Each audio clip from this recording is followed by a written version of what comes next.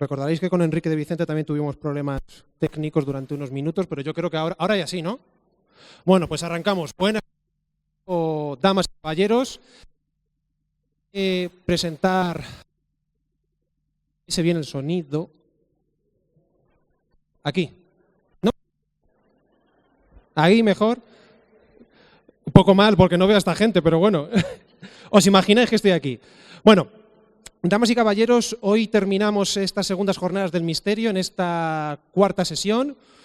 Hemos tenido presentaciones de libros, conferencia de Enrique de Vicente, conferencia taller de Vicente Casania, rutas por la mora mágica y desconocida, luego tendremos otra. Y la verdad es que ha sido un completo exitazo, hay que decir las cosas como son. Solo hay que ver que hoy está lleno prácticamente, por no decir 100% lleno. Y yo creo que antes, como os digo, de presentar a los conferenciantes que tenemos esta noche, es de bien nacidos y agradecidos, y hay que agradecer al Ayuntamiento de Mora, al alcalde Emilio, a la Concejalía de Cultura, a la concejala Raquel Villarrubia, a todo su equipo, el trabajo realizado, el hecho de apostar por el misterio, por el misterio bien tratado, como si fuese un elemento más del mundo de la cultura con C mayúscula. Así que si me permitís, el primer aplauso de esta noche me gustaría que fuese para el Ayuntamiento de Mora y la Concejalía de Cultura.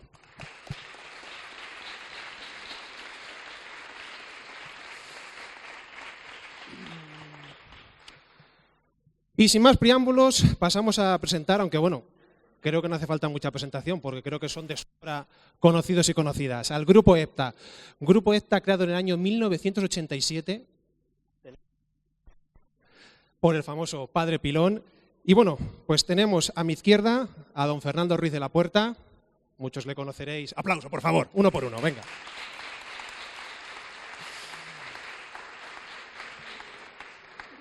En este caso me vais a permitir, como miembro de la Orden del Toledo Oculto, que realizamos esos paseos por el Toledo Mágico.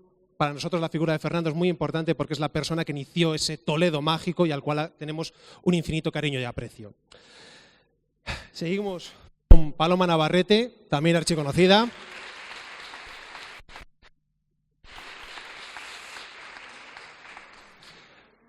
Piedad Cabero, otro aplauso por favor.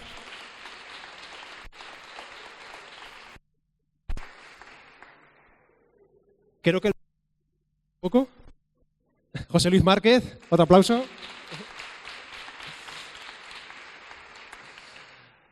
Sol Blanco Soler.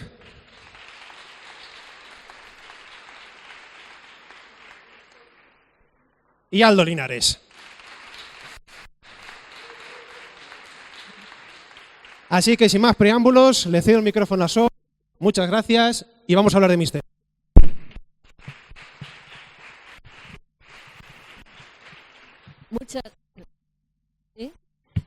Muchas gracias a todos por estar aquí y sobre todo, se lo he repetido a Raquel ya varias veces, pero creo que es un mérito tremendo el organizar este tipo de cosas aquí y sobre todo que tenga esta convocatoria de gente, porque no es muy normal. No sé si todos sois de aquí de Mora o habrá venido gente de fuera, pero lo que está claro es que hay overbooking, vamos, es decir, que el sitio está lleno y eso implica que tenéis interés por estos temas. Veréis, yo siempre tengo el papel dentro del grupo y en este tipo de actuaciones de poneros un poco en antecedentes porque no todo el mundo tiene por qué conocernos. Es decir, las palabras del presentador han sido muy halagadoras, pero no tenéis por qué todos vosotros conocernos. Entonces, poneros nada más que en esos antecedentes. El Grupo EPTA lo crea el jesuita Padre Pilón en 1987. Él mismo nos escoge y nos escoge porque hasta ese año, o más o menos, en el 86, 87, los investigadores que todos conocéis, los que sois un poco mayores de edad, como Germán de Argumosa, como Fernando Jiménez del Oso, toda esta gente iba de investigar. El propio Padre Pilón iba solo a las investigaciones. Entonces se estilaba que el parapsicólogo iba solo a las investigaciones. Pero esto se puso ya muy de manifiesto más o menos en los 80, sobre todo en Estados Unidos y en el Reino Unido, que el fenómeno paranormal era tan complicado que era imposible reunir en una persona sola los conocimientos necesarios para solventarlos o para explicarlos. Y entonces se fueron configurando los grupos multidisciplinares para la investigación del fenómeno paranormal. Ya sabéis que, para aquellos que no estén tampoco metidos en este tema, el fenómeno paranormal son aquellos fenómenos para los cuales hoy no tenemos una explicación razonable. Es decir, supongo que el adelanto de las ciencias, que es lo que ha pasado siempre en todos los misterios de la humanidad, acordaros del rayo, el trueno, todos nuestros antepasados consideraban que el trueno y el rayo eran nada más que los dioses se habían enfadado. Las enfermedades eran maldiciones que les había echado el vecino. Es decir, la ciencia es la que va clarificando, que va quitando los velos a todos los misterios que nos rodean. Imaginaros la física, lo que ha venido a desvelar y que sigue desvelando. Los modelos los sigue cambiando continuamente. Bien, entonces, cuando se configura todo esto ya, como os digo, en Estados Unidos y en el Reino Unido, el padre Pilón, que tenía entonces muchos contactos con el exterior, pues un día nos cogió a todos, que nos conocían, a los primeros integrantes de EPTA, y nos dijo, mirar, desde hoy vamos a funcionar como equipo. Y entonces éramos 7, y sabéis que el grupo EPTA, la palabra EPTA quiere decir 7 en griego. Esa es también la razón del por qué nos llamamos el grupo EPTA. Naturalmente, con el paso de... y entonces él ya, cuando crea el grupo EPTA, crea también un protocolo de actuación. Es decir, él nos explica que lo que EPTA tiene como misión es ayudar, informar y resolver los conflictos que puedan surgir precisamente por los fenómenos paranormales. Todos sabíamos de parapsicología, los 7 primeros, había 2 físicos, había un arquitecto, había el padre Pilón y nosotras 3, que las 3 mujeres somos todavía, no hace falta que lo se vea por la edad, pero somos las antiguas del grupo EPTA. Somos las 3 que todavía no hemos sido sustituidas. Naturalmente, en el 2014, 2012 o 12. Nos quedamos terribles porque se murió José Luis Ramos en Semana Santa, se murió en verano Lorenzo Plaza, el otro físico, y se murió el padre Pilón, todos los 3 en el mismo año.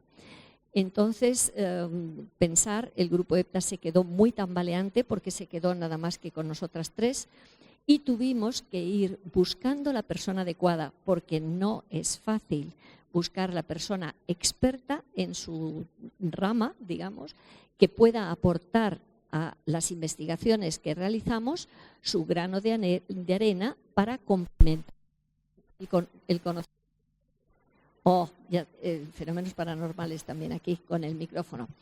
Bueno, os pongo todo esto en antecedentes para que comprendáis por qué se crea el grupo EPTA, un grupo de personas en un momento histórico ya, hace 31 años ahora, el por qué el padre Pilón considera que el grupo lo que primero tiene que hacer es ayudar a la gente.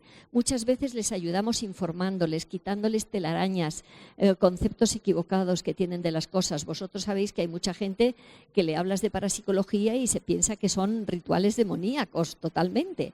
Pues tenéis que saber que este grupo lo creó un jesuita y que el Vaticano tiene su cátedra de parapsicología desde 1985 en la Lateranense de Roma. Os digo todo esto para que veáis que no hay ningún antagonismo en absoluto entre las creencias, llamémosle, puesto que estamos en un país cristiano, entre las creencias cristianas y la parapsicología en absoluto. Yo digo esto porque para tranquilizar a mucha gente que piensa que no se quiere aproximar a estos temas porque piensa en cosas que no son verdad. Deciros también que la parapsicología está dentro de la UNESCO reconocida como ciencia, que hay cátedras de parapsicología en el mundo. En España no, debo de deciros. El padre Pilón se murió con la pena de no haber creado, en comillas, la cátedra dirigida por él, pero no encontró el apoyo y la comprensión que se necesitaba para crearla y se murió con esa pena. Pero deciros todo esto para que veáis que la parapsicología es una ciencia que se llama paranormal porque está al lado de lo normal, porque hoy todavía no sabemos cómo se producen fenómenos tan extraños como los que se producen, pero que no tienen nada de demoníacos, que no tienen nada el origen, por favor, en malos espíritus. Espíritus hay, pero no son malignos, ¿eh? Tienen sus problemas, eso sería muy largo de explicaros, pero en ningún caso hay ninguna malignidad. Bien, una vez que os he explicado todo esto, que es muy necesario para aquellas personas que no están expertas o conocedoras del tema del fenómeno paranormal y del grupo EPTA, pues ahora cada miembro de EPTA se va a presentar y va a hacer y a decir más o menos lo que realiza en el equipo. Debo también destacar a Fernando Ruiz de la Puerta, que aunque le tenéis aquí, tenéis una suerte tremenda de tenerle aquí en Toledo, nada menos, que es un experto en parapsicología, pero bueno, como la copa de un pino.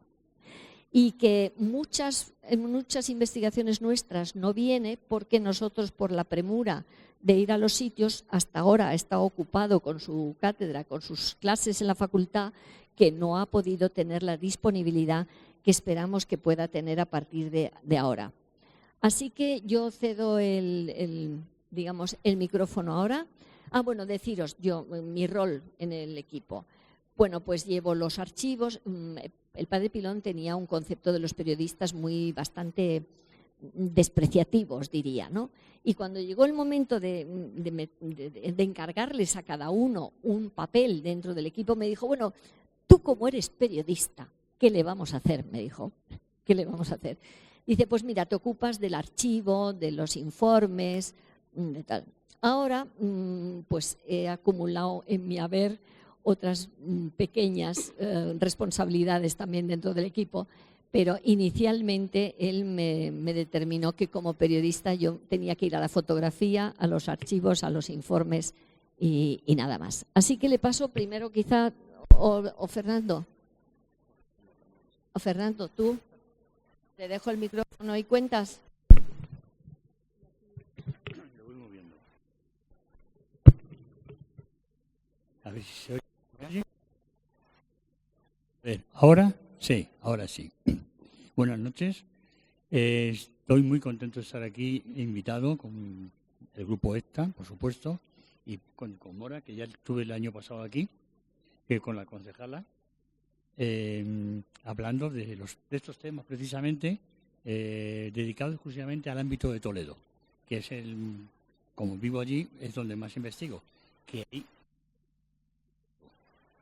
o sea, impresionante, son 2000 y pico años de historia que tiene Toledo, mucha tragedia, mucha historia allí, pasa muchas cosas, son muchas casas en las cuales he trabajado y recopilo información. El año pasado comenté bastantes casos de ese momento. Hoy, si hay suerte, contaré uno, porque somos muchos y no puedo yo copar el micrófono. Yo sí quisiera dar una visión mía muy breve, sobre 20 líneas, de una conferencia que di con el grupo EPTA hace tiempo, en la pregunta que me hago es, en la conferencia era si eran posibles los fenómenos paranormales. Es una cosa muy importante porque hay muchos.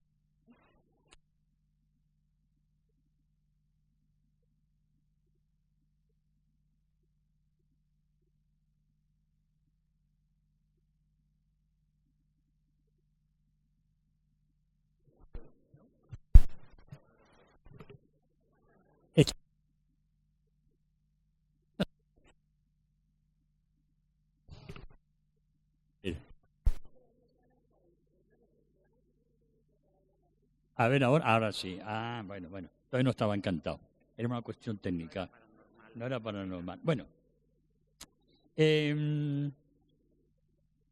Siempre me he planteado la posibilidad de que los fenómenos paranormales pueden existir o no pueden existir.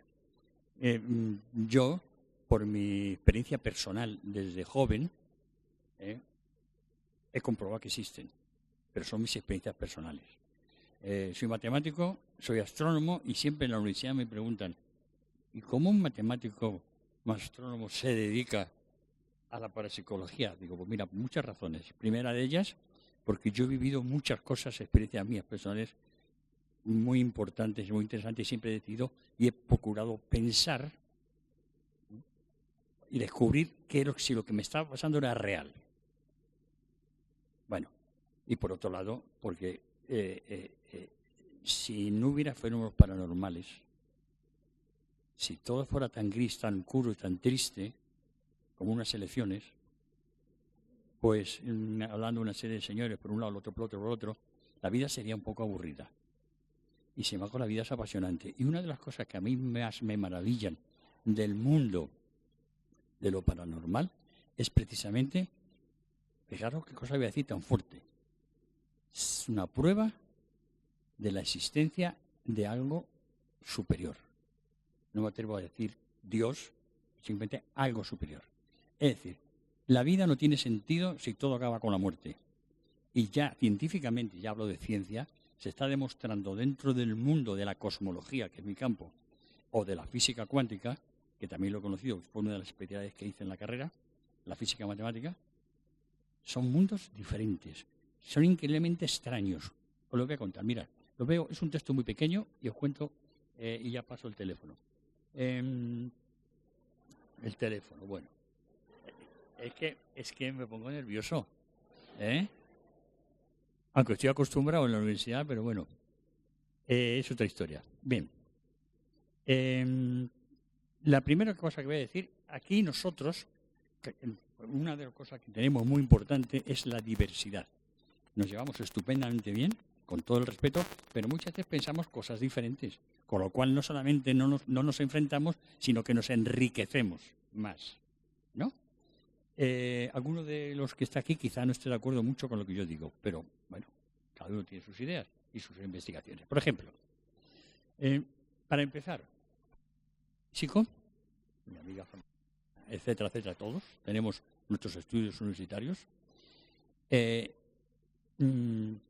Siempre hemos pensado que dentro de lo paranormal hay algo que no se comprende. Bueno, pues fijaros, el mundo de lo paranormal no se puede explicar dentro del marco de la ciencia que rige nuestra realidad sensorial. O sea, no se puede explicar, pues pertenecen a otra realidad diferente. Y los científicos, a principios del siglo XX, ya tuvieron que plantearse la necesidad de considerar otros modelos de realidad, para poder explicar cómo funciona el mundo. En el siglo XIX la física que funcionaba era la de Newton, etcétera, etcétera, y no se explicaba el mundo con eso. Hubo que añadir a la única realidad que existía entonces en el siglo XIX lo que llamamos realidad sensorial. El mundo de la física, es decir, es el mundo, es decir, perdón, me he perdido. Es decir, al mundo espaciotemporal que nos rodea. Otras dos realidades diferentes en donde muchas de las leyes que se cumplían en el mundo cotidiano dejaban de funcionar o simplemente no se podían tener en cuenta las nuevas realidades. Esto hace que en el mundo de lo muy pequeño llegue el momento de bautizarle como el mundo cuántico. Y del que el mundo de lo muy, muy grande, el cosmos, se le llama el modelo o mundo cosmológico. Bien, hablo de los tres muy breve. El mundo sensorial, que ha sido toda la historia de la ciencia hasta hace poco, es cuantitativo. Existe la relación causa-efecto, se cae si lo suelto. La geometría es euclídea, a la que nos movemos, construimos las casas, etcétera, etcétera, etcétera. Funcionan las leyes de Newton, las leyes de Kepler, etcétera. El espacio es euclídeo, el tiempo es irreversible, desgraciadamente, no me voy para atrás. A mí no importaría decir, bueno, voy a echarme ahora para atrás, voy a volver a los 25, ¿no? O bueno, mejor no, lo que estaba la mili. O sea, mejor no. Bueno, y existe una cosa muy sencilla que se llama la predictibilidad específica, que quiere decir que si arrojo una bola por un plano inclinado, va a bajar, se va a caer hasta el final y voy a poder predecir el tiempo que tarda, la trayectoria que sigue, la velocidad con la que llega al final. Eso es el mundo sensorial. El mundo de la ciencia es la ciencia que acaba en el siglo XIX. Todavía es útil y se sigue utilizando, evidentemente. hemos descubierto después el mundo cuántico. Fijaros qué diferencia. En el mundo sensorial podemos distinguir, aquí hay una botella, aquí hay una funda de unas gafas, aquí hay unas gafas, muchas cosas. En el mundo cuántico no se pueden visualizar las entidades. Los electrones, los quarks, no se visualizan. Y las cuerdas, la teoría de cuerdas, menos todavía. No existe la predictibilidad específica, como existe en el mundo sensorial, sino lo que existe es la predicción estadística. Me gusta que el físico. Bien. En lo que funciona en el mundo cuántico, pues eso, predicción estadística, no la ley de causa y efecto. Las entidades son de una clase del mundo cuántico que son exactamente todas iguales entre sí. Las palabras normal e imposible adquieren un significado diferente en el nivel cuántico. En el nivel cuántico no hay esto de imposible, normal, no tiene nada que ver. No sirve la geometría euclídea, que es la que funcionamos nosotros. No funciona la física newtoniana ni la clásica, o sea, la física clásica. En el mundo cósmico, no vamos al otro, es el espacio, no hay espacio ni tiempo. Hay una cosa completamente nueva, el señor Alberto Einstein, que se llama el espacio-tiempo. Parece mentira, el espacio-tiempo es el espacio y el tiempo. No, son cosas completamente diferentes. No sirve la geometría euclídea, ni funciona la física newtoniana, es el mundo cuántico. Y bien, en la década de los 80, un americano, neurofisiólogo, el Lawrence Lesan, añade dos nuevas realidades, que es lo que nos interesa. Una, la realidad de la conciencia en la realidad de la conducta significativa, con un propósito. No hablo de la conducta significativa porque afecta fundamentalmente ese mundo, esa realidad, afecta a la historia, a la psicología y a la sociología y a otras disciplinas, sino el mundo de la conciencia. Bien, sería el mundo de la conciencia, con esto acabo, el ámbito o el lugar donde se dan los fenómenos paranormales y los fenómenos místicos. En el mundo de la conciencia no existe el espacio. No hay objetos, solo procesos. No existe ningún tipo de geometría. Los observables no son cuantificables en principio. De ahí la diferencia de intentar provocar, medir o repetir fenómenos, sí, fenómenos paranormales. No podemos, porque pertenecen al mundo de la conciencia, no pertenecen al mundo físico, sensorial, cuántico ni cosmológico. A pesar que en el mundo cuántico hay muchas cosas que suceden que se asemejan o parecen similares a las que suceden en el mundo de la conciencia. La bilocación se da tanto en la difracción de electrones por una rendija, como se da, le pasaba a San José de Cupertino, el Padre Pío, y a muchos más que estaban en dos sitios a la vez, y había testigos. Bueno, el tiempo es reversible. En la conciencia el tiempo sí es reversible, no como en el mundo social. Es decir, puedes ir para atrás y puedes ir hacia adelante y predecir, tener premoniciones y ver qué va a pasar. Y la verdad, cuando tienes ese don es muy duro, porque ves cosas que no te gustaría ver. Bueno, es más o menos la idea que quería dar sobre lo que hago yo dentro del grupo ECTA y recoger muchos casos, y luego hay una oportunidad, tengo un par de casos de Toledo, que no les tengo muchos, tengo 100 y pico, voy a sacar un libro de personas, pero eso ya lo contaré si hay oportunidad. Ahora se lo paso a Paloma Navarrete, que la conozco desde 1980.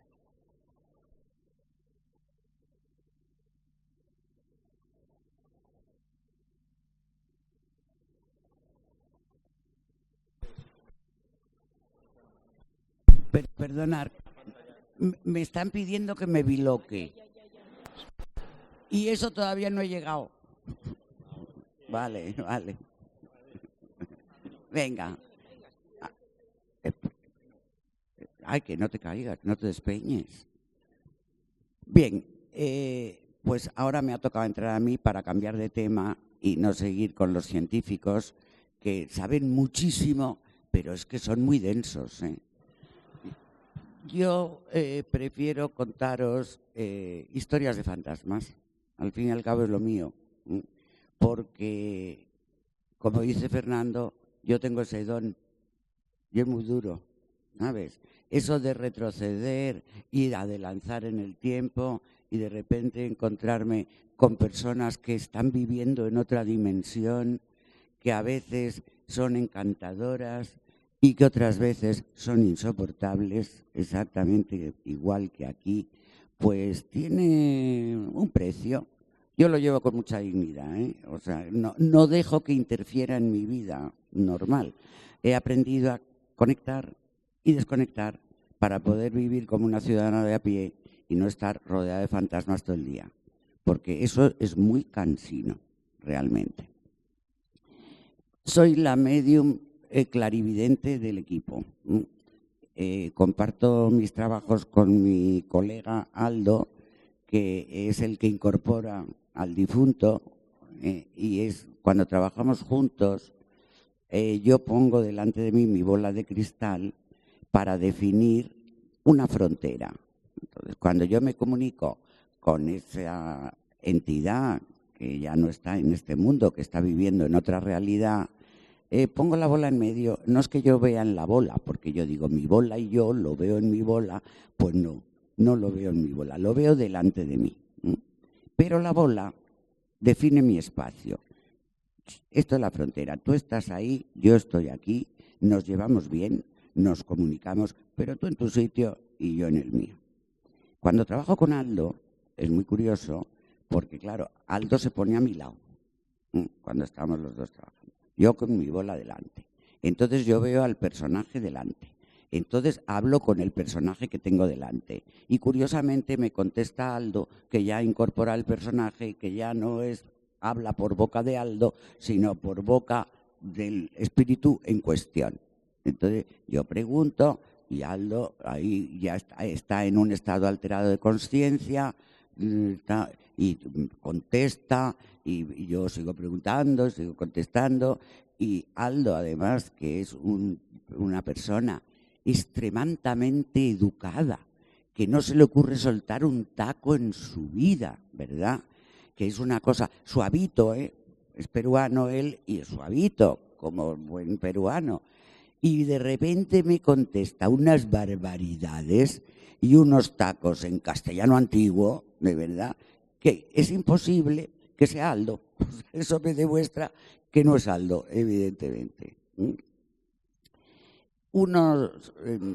Yo llevo muchos años trabajando en esta. He tenido casos variopintos, estupendos, menos estupendos y algunos ya en equipo que han sido realmente muy interesantes.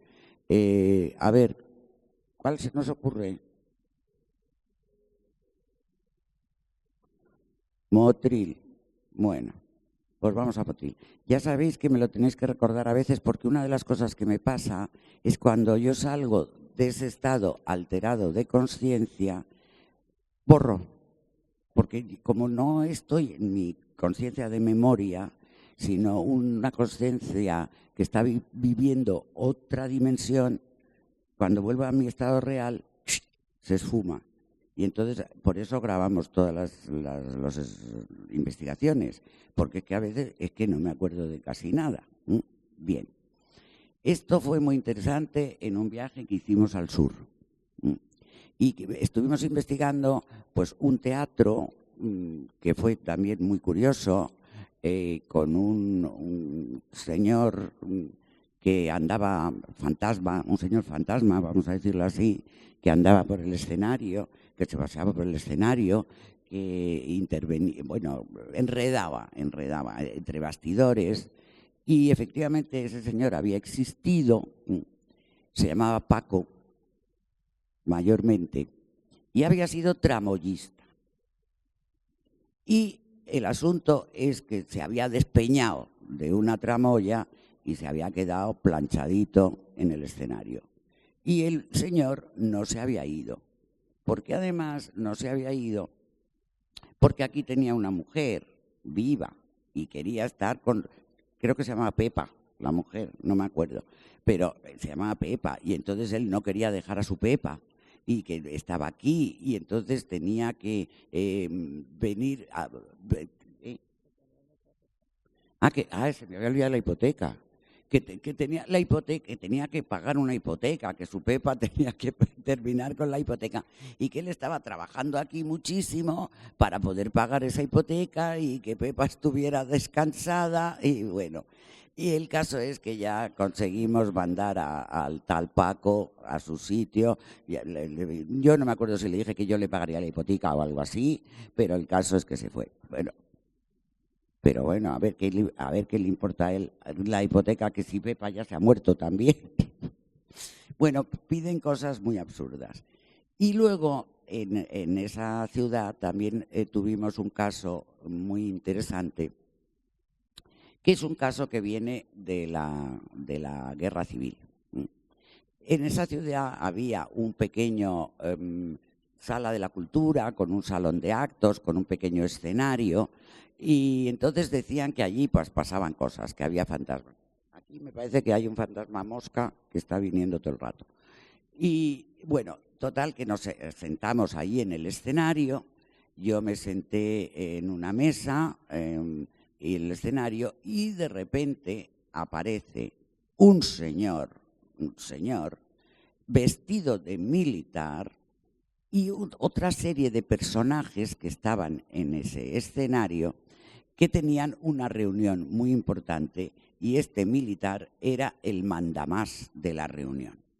Era un hombre muy desagradable y muy prepotente, muy del plan antiguo, que me contó un poco su vida y que yo le preguntaba, él me decía que era militar, que le habían mandado a aquella zona de España para limpiarla de malos y que tenía a su cargo toda la zona y que él estaba limpiando de republicanos toda la zona. Tenía un grado en ese ejército y bueno, y era bastante terrorífico. En un cuartito de al lado, en ese momento yo veo que los que están en el escenario llaman a que entre una persona. Y entró un pobrecito muerto de miedo, pero aterrado, un pobrecito paisano vestido con un traje de pana, y entonces le mandan que suba al escenario, le preguntan cómo se llama, le piden la identificación y entonces le van diciendo que él ha hecho esto y lo otro, que él ha hecho de todo y por su orden. Y el pobre lo negaba y lo negaba y lo negaba. Creo que fue así más o menos. Y entonces de repente el jefe le manda a un cuartito que había al lado. En ese cuartito no sabemos bien lo que pasó, pero cuando volvió a aparecer este pobre hombre bastante destruido, cantó la Traviata. Él tenía, no, pero eso me lo enseñó luego. Bueno, pues ya veis. A ver, pero el que entró allí tenía una herida del pecho. No, pero eso ya lo sé. Claro, que él tenía una herida en el pecho, claro que sí. Pero yo lo que creo es que me la enseñó luego, la herida del pecho. Claro, porque cuando yo le empecé a preguntar a este señor, bueno, ¿y tú quién eres? ¿Y cómo te llamas? Y entonces él me contestó, pero bueno, era de una prepotencia de verdad que no os podéis imaginar. Comandante Alfonso Gutiérrez Urrutia. No, Martínez Urrutia, perdón. Bueno, el caso que nosotros anotamos el nombre y nuestros colegas de ese lugar investigaron. Fue José Luis. Fue José Luis, que en un periódico antiguo encontró en internet, publicado en un periódico antiguo, el comandante Alfonso Gutiérrez Urrutia, que fue mandado Martínez, que está ahí. Bueno, ya lo estáis viendo. Entonces, identificadísimo. Y entonces me contó todo eso y luego me contó que yo le pregunté, ¿te has casado? Y me dijo, naturalmente, con una mujer muy guapa. ¿Y cuántos hijos tienes? 8. Yo me he casado para dar hijos a la patria. Bueno, era terrorífico ese buen señor. Total, que ese buen señor no murió en la guerra, murió en un hospital solo, absolutamente solo, abandonado por todos. Ese fue un caso importante porque pudimos comprobar que era cierto que ese señor había existido, porque uno de los problemas que hay en nuestras investigaciones es que me lo invento o ha pasado. ¿Y cómo sabe la gente que no me lo estoy inventando? Pues hay que conseguir comprobar que todo lo que dicen esos seres que ya no viven en esta dimensión, pero que están en otra dimensión, si es cierto, si existieron, si murieron, en qué fechas fue, que eso es muy difícil porque no tienen noción del tiempo, porque ahí el espacio-tiempo no es el mismo que el nuestro. Y entonces te dicen, bueno, pues creo que alrededor del 1800, no sé qué, alrededor de... Es difícil, y que te den el nombre, hay veces que no les da la gana. Porque veréis, al otro lado nos vamos con el carácter, la personalidad, las manías, la bondad o la maldad que hemos tenido aquí, exactamente igual. Y eso es lo que tendremos que ir perfeccionando a lo largo de nuestro viaje de evolución en esas otras dimensiones, hasta llegar al fin del viaje, que será integrarnos en la unidad, en el todo, formar parte de ese todo, de esa unidad superior. Pues, bueno, entonces yo no me lo invento. Me llega la información. ¿Y por qué sé que no me lo invento? Porque la imaginación se elabora de dentro afuera. Yo elaboro, voy creando y lo que me imagino.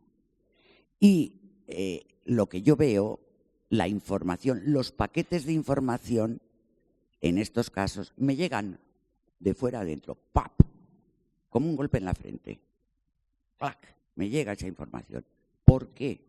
Me preguntan, ¿por qué lo sabes? Porque lo sé. No puedo explicar un razonamiento, ni una lógica, porque lo sé. Porque lo he visto, porque lo veo, porque este señor es así, va vestido de esta manera, tiene esta cara, se ríe de esta forma, habla de esta manera. Y hay veces que, evidentemente, no puedo ser yo la que hablo, porque me hablan en un lenguaje que no es el mío, con unas expresiones que no son las mías. A Aldo le pasa lo mismo cuando incorpora. Empieza hablando como un rimbombante del 19, claro. Entonces está claro que no es imaginación. Yo tengo esa capacidad de verlos, esa capacidad la he desarrollado, la he canalizado, la he trabajado muchísimo. Tuve la suerte de pasar 3 años en Guatemala y de aprender con un chamán que me enseñó a base de disciplina, esfuerzo, concentración, enfoque, dale, bumba, dale, a canalizar estas cualidades. Y ahora trabajo con nuestro grupo EPTA para desentrañar misterios, que es lo que más me gusta del mundo, ayudar a personas que lo necesitan y ayudar a seguir su viaje a las personas que están atascadas en esa zona intermedia que llamamos interfase por motivos diferentes, o por apego a los bienes, o por miedo, o por sentimientos de venganza hacia otro, o por amor, que no quieren dejar a su Pepa, a su Petra, a su Juan, por todo eso. Y entonces ayudar a seguir y hacer bien ese tránsito. Y creo que voy a pasar la bola.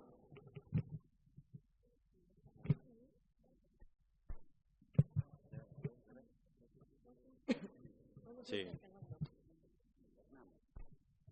Muy breve. A ver si se oye. Ahora sí.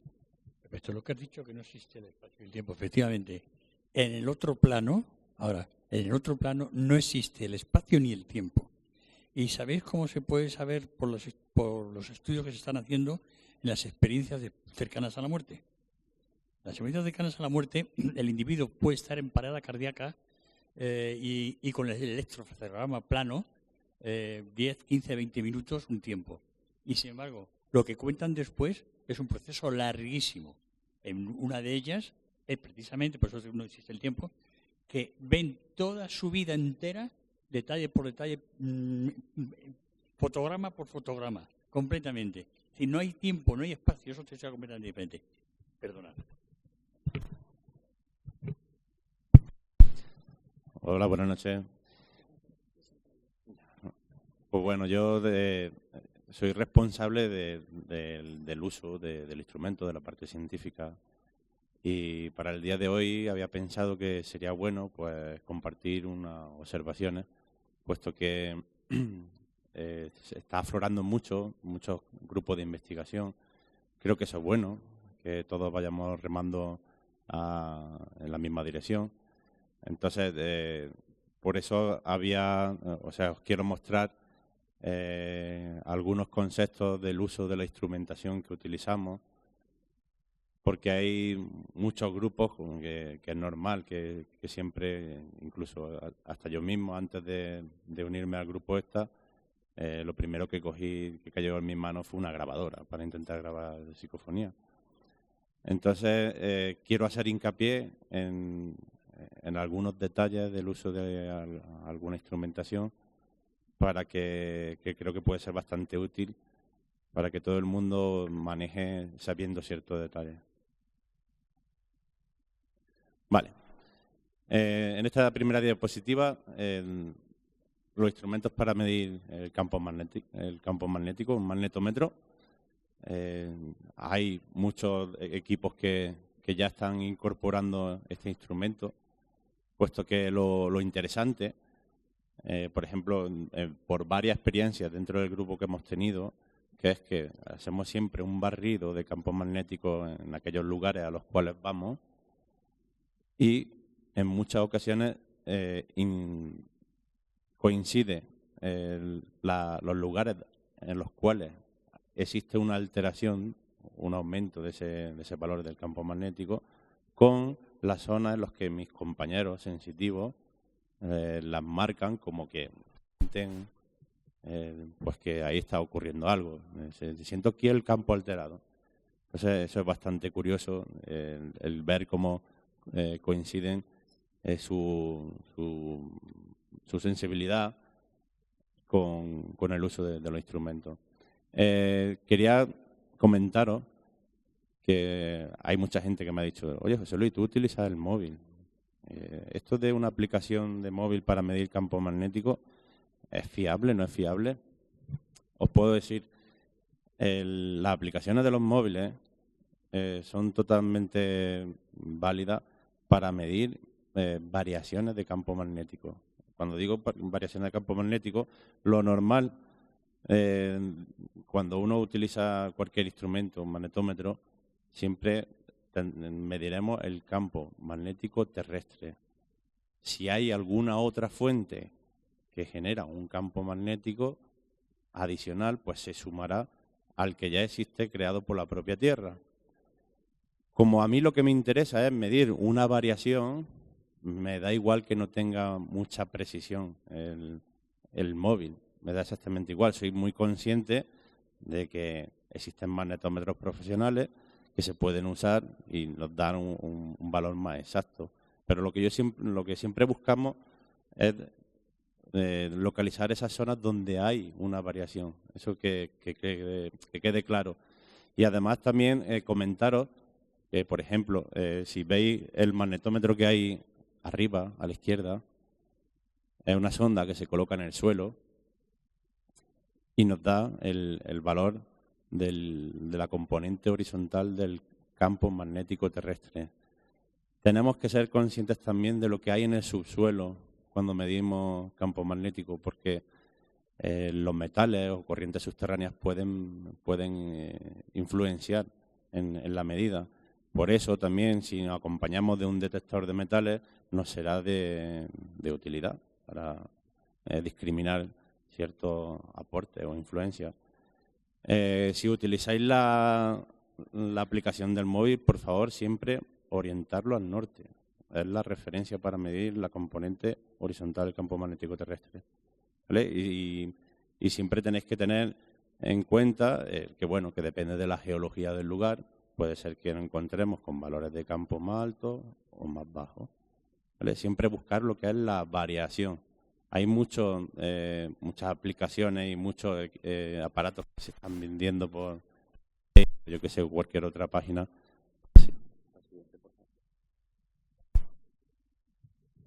Quería comentaros una mínima cosa. Si el equipo de investigación tiene que medir el campo magnético, es porque está demostrado que las entidades alteran el campo magnético. Os digo esto porque, claro, no tendría utilidad una medición de campo magnético si lo que fuéramos buscando solo fueran aguas subterráneas o minerales. Sin embargo, está demostrado que una entidad, y además es muy curioso porque cuando se altera el campo magnético y esa alteración se mueve, corresponde con Paloma o con Aldo cuando dicen, mira, va por allí. Y según va esa entidad, va alterando el campo magnético. Bueno, yo como físico tengo que decir que nunca he visto eso, pero bueno.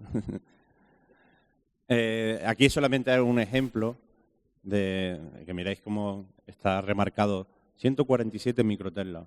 Eso es un valor muy por encima de lo que suele ser lo normal, que ronda o oscila entre 25 microtesla y 50 aproximadamente. Depende de dónde nos encontremos para medir. Deciros que tenéis que ser muy observadores con vuestro entorno en el momento en el que estáis realizando una investigación. Por ejemplo, si estamos midiendo en el interior de una vivienda, los cables producen un campo magnético. Se puede llegar a detectar ese campo magnético, incluso los halógenos que estén puestos en el techo. Acercáis un magnetómetro y veréis la influencia de un halógeno. Mirad aquí, esto ya forma parte del elenco de equipos que se venden ahora por eBay, en plan Casa Fantasma. También de reconocer que algunos hemos comprado porque hay que probar todo. Estos equipos son utilizados para medir la densidad electromagnética. El de la derecha, que incluso que tiene hasta un título que pone Ghost, no sé qué. Para medir la energía electromagnética, lo primero que tenéis que interesaros y aprender es mi instrumento, cómo funciona, qué mide, qué rango de frecuencias puede medir, porque si no sabéis eso, y muchas veces lo más fácil es cogerse el manual y leérselo bien y entenderlo. Y si no lo entendéis, pues le preguntáis a alguna persona que tenga formación en física o en ingeniería para que os explique en qué condiciones se puede alterar el entorno en términos de energía electromagnética, para que sepáis discriminar cuándo realmente una variación que nos está marcando el equipo es debida a una causa física o cuando no le encontramos explicación.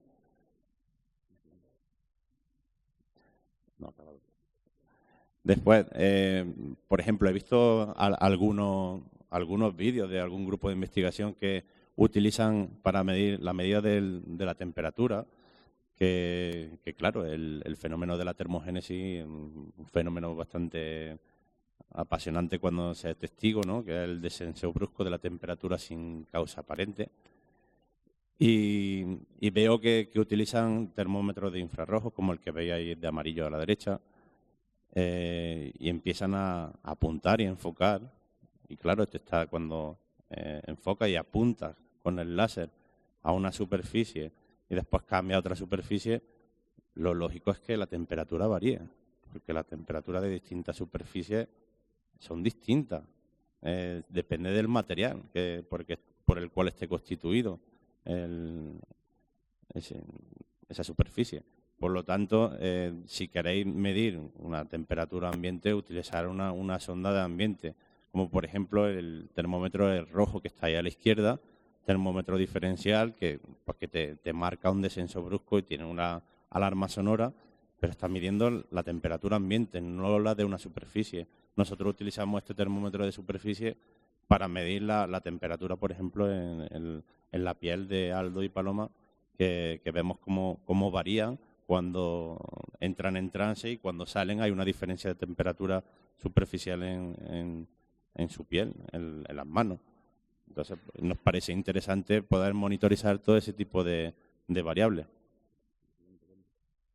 Vale, una cosa que quería comentaros sobre los detectores de presencia. En este caso es un detector de infrarrojos denominado PIR, un detector pasivo. Lo que hace es que tiene unas células que detectan radiación infrarroja. Hay muchos grupos que cuando lo usan lo ponen justamente muy pegado enfrente de una pared. Y esto simplemente leyendo el manual, de las primeras cosas que te dice, si se coloca frente a una pared cuya pintura se refleje mucho, cualquier tipo de onda que incida sobre ella, pues puede provocar o producir una falsa alarma. Es decir, si nosotros pasamos detrás del detector, nuestra radiación infrarroja está incidiendo sobre la pared, si es muy reflectante, está ya incidiendo sobre el propio detector, una falsa alarma. O incluso frente a una corriente que lleve un aire caliente, también se produce una falsa alarma. Y ya se produce una alarma y algo ha pasado, algo ha ocurrido. Pido por favor que compartamos todo este tipo de detalles que creo que son importantes a la hora de evaluar cuáles son los hechos dentro de una investigación. Esto, pasando rápido, los típicos ORBs, pues que para mí son simplemente efectos ópticos, el conocido como aberración monocromática.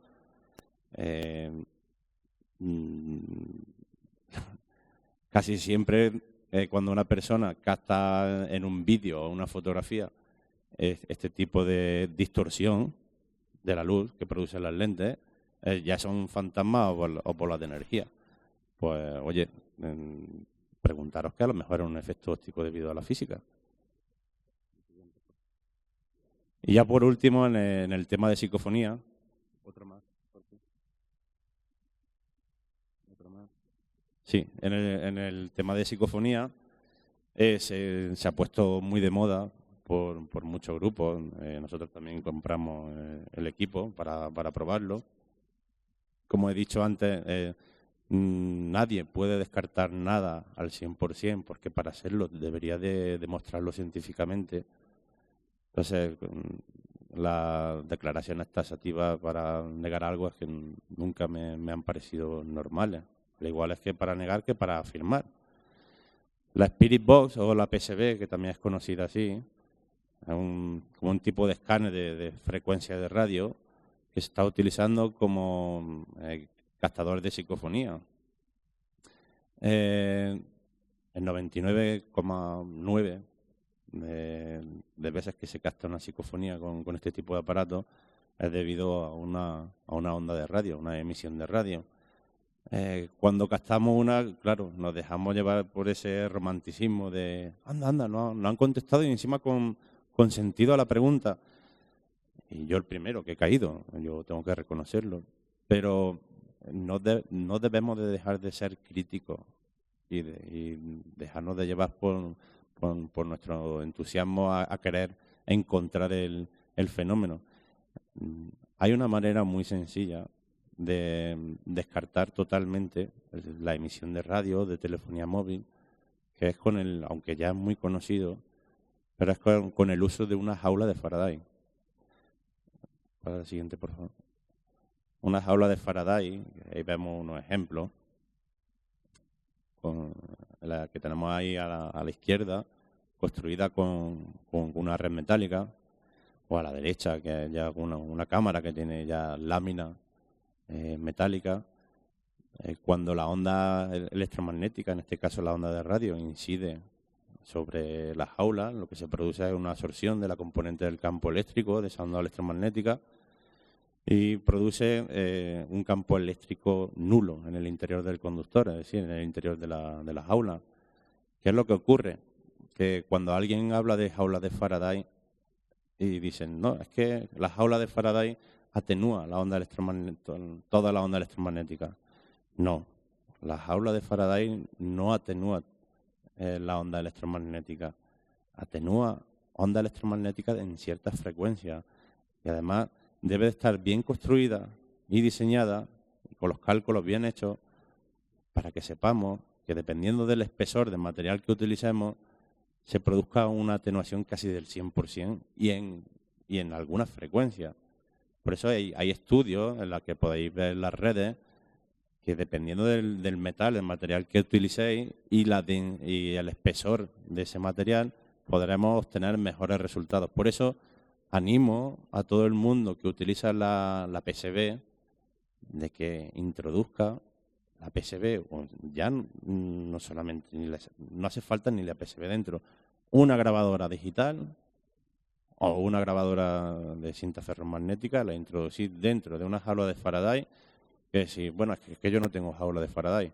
Mira, llegáis a vuestra casa, cogéis una caja de zapatos y tanto la tapa como la propia caja, el resto de la caja, empezáis a pegarle papel albal, papel de aluminio, y empezáis a darle muchísimas vueltas. Os gastáis 2 o 3 rollos de papel albal, ¿vale? Para que os quedéis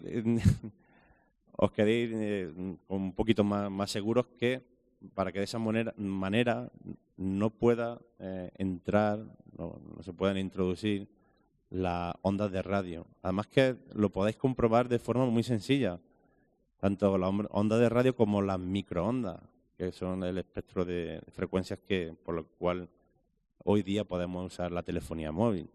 Podéis meter un móvil dentro de la jaula, llamaros a ver si realmente hay señal o no, o meter un transistor, los transistores de radio antiguos, lo metéis con ya sintonizado una cadena, lo metéis dentro y ver si se escucha. Y dice, bueno, pues como sé si se escucha o no, si está dentro y no lo escucho, pues mete una grabadora, a ver si se escucha algún día. Es muy sencillo. Utilizar este tipo de sistema que es muy antiguo y conocido, la jaula de Faraday, y así se acabarán todas las... Pues que hemos captado psicofonías que parece que dicen, que responden. Que, hombre, que a mí también me ha pasado y siempre, si no utilizamos la jaula de Faraday, siempre se nos quedará ahí en la duda, ¿no? De saber si de verdad es una psicofonía o no. Y bueno, pues nada, yo creo que hasta aquí son los comentarios que quería hacer. Si después... porque ¿cuánta gente del grupo de investigación ha venido? A que levante la mano, por favor. Que sé que algunos hay. Que no os dé vergüenza. No, pero hay más. No quieren levantar la mano. Que si queréis después comentamos algún tema técnico y que incluso que tanto el grupo como yo estamos abiertos a que nos contéis vuestra experiencia incluso desde el punto de vista técnico. Pues nada, muchas gracias. Ahora comprenderéis por qué tenemos a un físico y nuclear como abogado del diablo en las investigaciones, porque cada vez que nosotros decimos algún romántico comentario, enseguida José Luis nos coge los pies, nos deja en el suelo y dice, eso no es una psicofonía, eso es que os ha entrado no sé qué. Nos chafa todos los pasodobles, pero es necesario, ¿sabes?, tener esa persona en un grupo de investigación. No lo olvidéis nunca.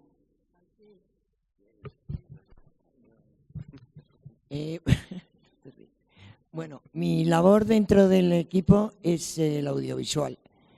Normalmente pues tengo que grabar todos los sitios que vamos, procurando muchas veces no sacar las familias, lo cual no es muy fácil, y luego pues después de eso visionar por si algo ha podido salir. En muy pocas ocasiones se capta algo. Es más fácil cuando es un poltergeist. Y curiosamente, pues os diré que por una casualidad, yo capté un poltergeist vivo, que es muy difícil, pero fue porque yo estaba grabando otra cosa, que era un travesaño en un pasillo, y detrás ocurrió el fenómeno. Os digo, porque después de muchos años llegas a captar algo, también he captado otras cosas, pero lo importante es cuando tú vas a una casa y tienes que grabar a una familia, que por supuesto casi siempre nos mienten, pero no, ¿verdad? Sí, nos mienten muchísimo. Entonces, yo normalmente grabo con el objetivo. ¿Por qué? Porque me aíslo de todo alrededor. Entonces, solamente para mí existe lo que yo veo. Y es muy curioso porque con eso muchas veces ves las expresiones de unos cuando hablan con otros, cuando se les hace preguntas, porque tú normalmente si estás sentado estás hablando con el de la derecha o el de la izquierda, pero el de la esquina de ahí no sabes qué está pensando. Bueno, pues a través del vídeo puedes captar muchas veces movimientos, por ejemplo, cambios de expresión en lo que se está contando. Así vas descubriendo porque la mentira es verdad, hasta qué punto. Y luego, aparte de eso, pues yo me dedico también con el péndulo. El péndulo lo empecé hace 31 años y el péndulo es un buen amigo. Yo le di al principio tienes que darle siempre un código, porque si no, no sirve de nada. Yo le di que a la derecha es positivo, izquierda negativo y el centro, pues ni bufú ni mal. Luego otra cosa que le dije es que yo no quiero detectar agua, porque estaba harta que en esa época todo el mundo a detectar agua, pues yo no quiero. Yo solamente quería detectar anomalías dentro de los campos electromagnéticos. Y eso, pues, gracias a Dios, lo he conseguido. Y luego, muchas veces, Paloma va y cuando yo le digo que lo hay, lo ve que lo hay, pero solamente que ella lo quita, yo no. Ella quita las anomalías de los campos electromagnéticos, ¿o no? Dependiendo, Piedi, dependiendo. Vamos a ver, bueno, vamos a ver. Yo puedo nivelar un campo magnético alterado, volverlo a su medición habitual, a su valor, perdón, su valor habitual, siempre y cuando esa alteración de campo sea producida por un fenómeno de fantasmogénesis, por la aparición de un fantasma que alteran el campo magnético. Pero si esa alteración de campo está producida por una viga de hierro, por agua, por huesos o por elementos físicos que alteran el campo, ese campo seguirá igual, aunque yo haya estado ahí 10 minutos concentrándome y nivelando energía. Pues eso depende. Bueno, ahí depende, pero yo cuando le digo que está uno mal lo pone bien, o sea, que para mí depende no sé qué. Bueno, entonces ahora os voy a enseñar la imagen de... Pues sí, es que es verdad. La imagen del poltergeist, donde ya os digo que por casualidad, y bueno, muchas horas de grabación y muchos litros de agua y lo que os dé la gana, conseguí esa grabación que yo sepa no existe otra, porque es muy difícil. Cuando ocurre un fenómeno paranormal de poltergeist es esto. Y claro, no tienes tiempo, no hay tiempo de poder meter la cámara porque ya ha pasado. Entonces, pues bueno, como es una curiosidad, pues os lo voy a enseñar porque te salta la monja, que no está... ¿Eh? El baúl, sí. Es que voy a explicar lo que es. Perdonad, yo es que como soy la explicativa, vamos a ver, para aquellas personas que no sepan lo que es un poltergeist, es un conjunto de fenómenos que se dan en un mismo espacio-tiempo y cuyo origen es el inconsciente de una persona viva. Nunca muertos. Os digo esto porque esto es muy importante. Estos fenómenos son muy espectaculares, mucho más espectaculares que los que puede producir un fallecido. Mucho más. Pero suele ser la clásica persona que te dice que se le enciende y se le apaga la televisión, que se le abre y se le cierra una puerta, que se le encienden y se le apagan unas luces. Eso es lo suave de un poltergeist. Pero es que cuando un poltergeist se produce de lleno, que es lo que nosotros vivimos en el baúl del monje, eso fue de libro, todos lo hemos aprendido en los libros de parapsicología, pero es muy difícil vivirlos, como dice muy bien Piedi, porque son espontáneos, rápidos en el tiempo, pero si no lo tienes que filmar y lo vives, es espectacular. Es materialización de objetos. Es un objeto que está aquí y lo ves que desaparece, y Piedi, como graba, comprobábamos que estaba en otra habitación. Es un Cristo clavado en una pared que se arranca de la pared sola, hace una parábola para eludir una vitrina y cae a nuestros pies. Una pieza de jade que perseguía al físico por un pasillo, de una piedra de jade de ajedrez.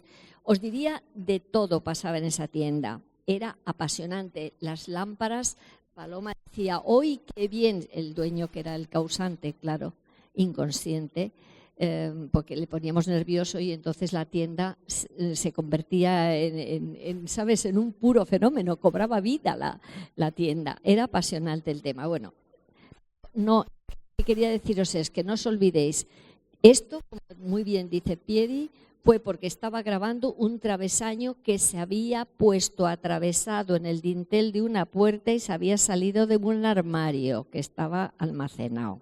No tenéis tela marinera el fenómeno.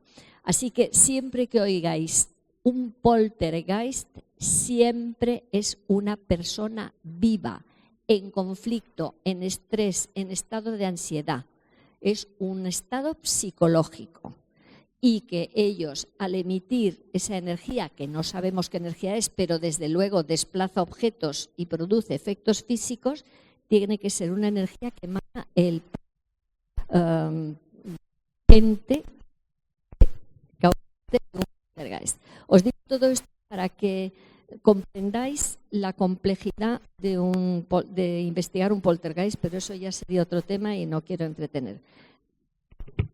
Y una cosa rápida, lo que vamos a, probablemente ya lo habréis visto alguna vez, pero para nosotros era importante y especial ponerlo aquí porque es más interesante ponerlo de primera mano. No que lo veáis en un programa, sino que nosotros lo pongamos, es lo que hay. La primero que vais a ver es bailando una lámpara, que es muy raro, pero de verdad que bailaba. Y realmente al mismo tiempo que eso, pues te pasaban bombillas, bueno, pasaba de todo. Y esta la pude grabar porque realmente, como bailaba, pues era más fácil hacerlo. Pero luego, en lo otro, es como dijo Sol. Era, mira, el teléfono. Era, no me guíes. Siempre me hacen igual, ¿eh? No crees que es de hoy. Bueno.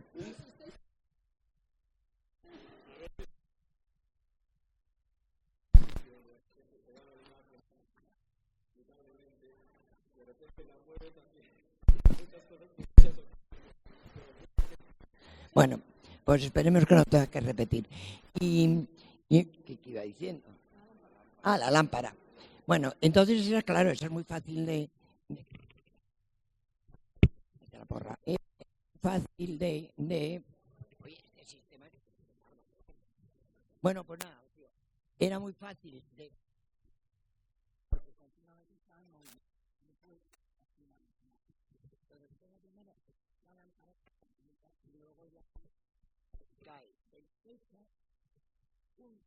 cortapuro. ¿Sabéis lo que es un cortapuro, no? Bueno, es muy antiguo, pero es del techo directamente en la vertical. Pegan una mesa, hay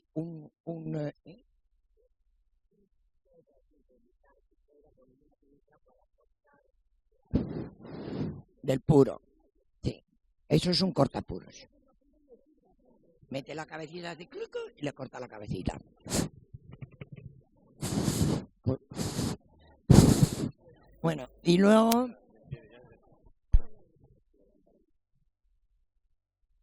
¿Veis cómo baila? Es una monada. Cuando yo entraba en la tienda decía, hola, arañas, ¿os vais a bailar? Eso es lo que cae del techo. Pegan una mesa contra una varilla que había, que salta disparado para arriba, y bueno, pues no sabemos por cómo pasó eso, pero era así. Más tarde, Javier Sierra mandó el vídeo a la policía para que pudieran ver si era posible saber qué velocidad, considerando la altura del techo, el peso del cortapuros, a qué velocidad había caído. Bien, pues... ¿Cómo? Me sopla todo. No atendía, a una caída libre. A una caída libre. Por lo tanto, cuando fuimos Sol y yo al programa, nos encontramos con este policía que estábamos ahí esperando para entrar. Le preguntamos, pues amablemente, oye, ¿qué tal han salido las pruebas? Y muy amablemente nos dijo, eso lo veréis en el programa. Ahora nos quedamos unidas. Pues no, resultó que no. El resultado es que no habían podido medir la velocidad que llevaba en relación a la altura y a lo que había caído. Ese fue el dictamen que dieron.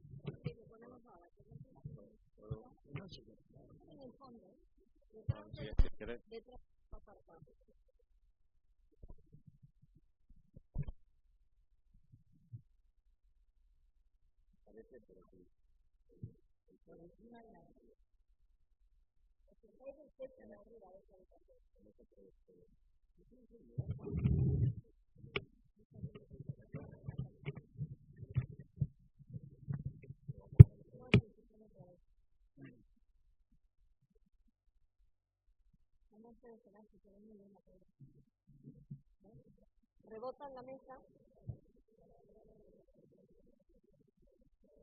Es como un disparo, la velocidad que cae. Eso es un prototipo de poltergeist. Pero si te ocurre alguna vez en la vida, no estás preparado con la cámara para grabarlo. Ese es el problema, porque son fenómenos muy rápidos. Por mucho que estábamos allí, teníamos que haber estado. Y estos de cortapuros en el suelo, que fue lo que decíamos, ¿qué ha caído? Porque esa habitación, al estar el travesaño, no podíamos pasar a ella, no había nadie en esa habitación de travesaño. Por eso es lo más extraño de que precisamente en un sitio donde no estábamos ninguno, pues se pudiera producir ese fenómeno. Había habido aportes, había habido materialización y desmaterialización, pero no ha habido... que a mí me funciona porque le caigo mejor, pero bueno. Bueno, pues nada más. ¿Tú tienes algo más que contar? No, decirle nada más que con... Ay, espérate, no, que le paso a Aldo. No, lo otro no valía. Bueno, gracias a todos por estar acompañándonos aquí. Como veis, el grupo es lo que es, somos muy peculiares, la verdad. Pero parte de esa peculiaridad, digamos, que tenemos nosotros es parte también del desarrollo del protocolo del grupo. Siempre decimos que un grupo de investigación no es solamente forofos del misterio, sino es mucho más, es una disciplina. Aunque nos ven que estamos sonriendo y estamos todos unidos, tenemos una manera de hacer las cosas que va encadenada. Y va encadenada en el sentido porque hay una metodología. No es ir a la casa, a una casa o a un sitio a buscar el fenómeno paranormal, es mucho más. El fenómeno paranormal es el caramelo que a todos nos gusta degustar, pero no es el fondo de la historia, hay mucho más detrás. Y porque también es una situación muy ingrata. A nosotros nos maravillan muchísimas personas que encuentran fenómenos todo el tiempo y en cada momento, y en todas sus investigaciones pasa de todo, porque realmente no es así. O sea, en muchísimas de las investigaciones que hacemos, en una gran cantidad de estadística, nos damos cuenta que son fenómenos del más acá, que son mucho más interesantes muchas veces, porque muchas veces nos toca ser de psicólogos, muchas veces nos toca ser de gente que escuchamos problemas, muchas veces nos toca ver las proyecciones de personas que es más fácil decir es un fantasma, que he sido yo, muchas veces es mucho más fácil de escuchar a una persona que te dice estoy escuchando voces, y cuando tú le dices ¿estás seguro? Y le haces preguntas, claro, lo que te das cuenta es que lo que tienes es una gran patología, no un espíritu al lado ni un fantasma. Entonces, es un trabajo árido en muchos aspectos, pero lo bueno de estar en un grupo de investigación como del que estoy muy orgulloso de formar parte es que vamos descubriendo poco a poco que la investigación pasa por nosotros también. Cada investigación para nosotros es una prueba personal porque cada uno tiene su labor, pero tenemos que estar bien para esa labor. Si un grupo no tiene ese fondo humano de unión y de coherencia, digamos, dentro de una metodología, difícilmente va a poder conseguir algo que no vaya más allá de una creencia o de un me pareció, o peor aún, de estar viendo fantasmas en todo lado cuando no los hay. Mi parte dentro de este grupo tan variopinto entronca mucho con Paloma. Me gusta mucho poder sentir que tenemos una realimentación y que con el paso del tiempo se convierte en una comunicación muy sutil. ¿Por qué? Porque, claro, no es lo mismo, y Paloma sabe muy bien a lo que me refiero, atravesar todas estas cosas desde pequeño y atravesar todos los estados que suponen, que mucha gente dice, me encantaría ver lo que tú ves, me encantaría ver lo que tú sientes, o sentirlo. No es tan bonito, las películas han hecho mucho daño a todo esto, no es tan bonito. Hay un trayecto, hay una educación, hay como bien decía Paloma, ¿no? Hay un trabajo de uno que tiene que pulir todo esto. ¿Para qué? Para primero darse cuenta que su realidad es esta. O sea, mi realidad como la de Paloma es esta y como la de nosotros en el grupo. O sea, somos un grupo de investigación, pero no somos esclavos del misterio. No somos esclavos de los espíritus, no somos esclavos de buscar fantasmas todo el tiempo, no. Tu realidad primero es esta y después viene lo siguiente. Y en ese aspecto, a mí me gusta mucho trabajar con Paloma en ese lado sutil, aunque mis compañeros también tienen mucho de ese lado sutil, porque llega un momento en el cual, cuando tú te dedicas a tu tarea dentro del grupo de investigación, que lo sutil, si te ve, intenta tocarte también, de una manera u otra.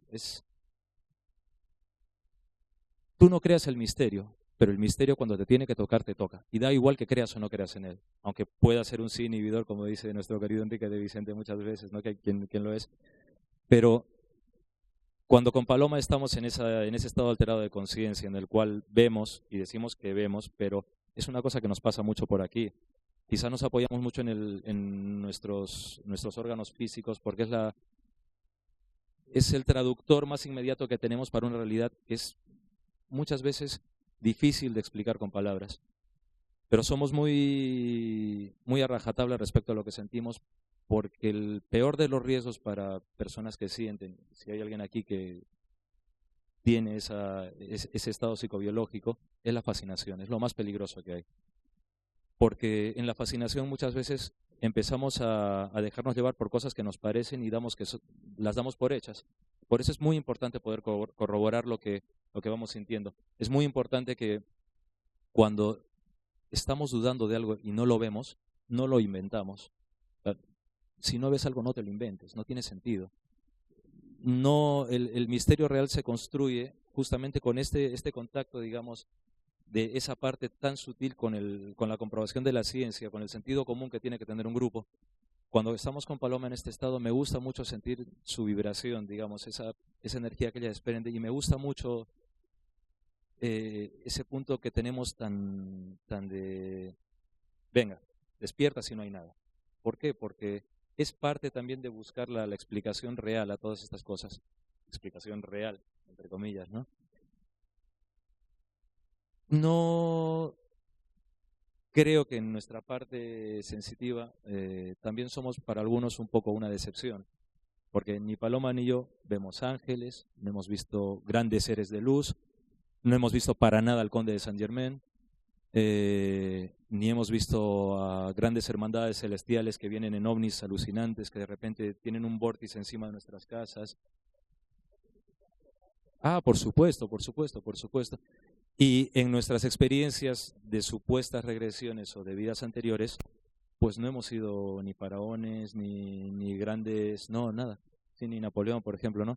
Lo que nosotros vemos son personas, entidades como nosotros, como los que estamos aquí. Y como dice Paloma, seres cuya cuya mayor virtud para el misterio es que siguen siendo ellos, que siguen manifestando eso. Y creedme que es bastante sorprendente cuando estás viendo a alguien que te está contando que no puede irse porque no le ha dicho algo a su hijo. Y lo que te están contando es una situación tan cotidiana que realmente dices, como bien decía Fernando, es que hay algo más, está ahí. Claro, siempre piensas, ¿qué cosas son tan extrañas? Pues los sentimientos, ¿no? Cuando de repente te das cuenta que esa persona está diciendo, es que quiero decirle a mi hijo que no he firmado esto y que él no tiene la culpa por esto, y lo dices y de repente se efectúa esa firma, o de repente el hijo reconoce esa situación, todo se calma. La persona se va, la vida familiar de los que aquí se han quedado cambia para bien, y dices, pues tiene sentido, es una realidad que no tiene nada que ver ni con el conde de Saint Germain, que no sé si existirá, no lo sé, o con esas grandes entidades de gran luz que aparecen, o no lo sé. Y creo que lo que a mi modo puedo aportar a lo que es el grupo y a vosotros o a los grupos de investigación que están aquí son dos cosas básicas. Primero, tener sentido común, no inventar. Segundo, ser humildes por una sencilla razón, porque esa gran realidad que está ahí nos está demostrando cada día que sabemos muy poco. O sea, cada maestrillo tiene su librillo en los grupos de investigación, sí. Pero ¿cuántas veces salimos y salimos callados de las cosas? Y salimos diciendo, ¿qué es esto? O cuando vemos de repente con Paloma, cuando tenemos experiencias bonitas que sentimos una cosa bonita, pero de repente cuando te topas con alguien impertinente, pesado, tú notas esa sensación como cuando entras en una friduría que no tiene ventilación, que sales como con ese olor que se te pega y te sientes incómodo. Entonces, ser humildes, estamos aprendiendo todos, han pasado muchos años en el grupo y seguimos aprendiendo, no ser impertinentes, y sobre todo no inventar. Y otra cosa más, en nuestros casos como grupo EPTA y en el caso de Paloma y en el caso mío como antenitas, por decirlo así, no depende de nosotros, depende de ellos. Si hay un contacto con ellos, depende de ellos, depende por completo de ellos. El resto son fabulaciones.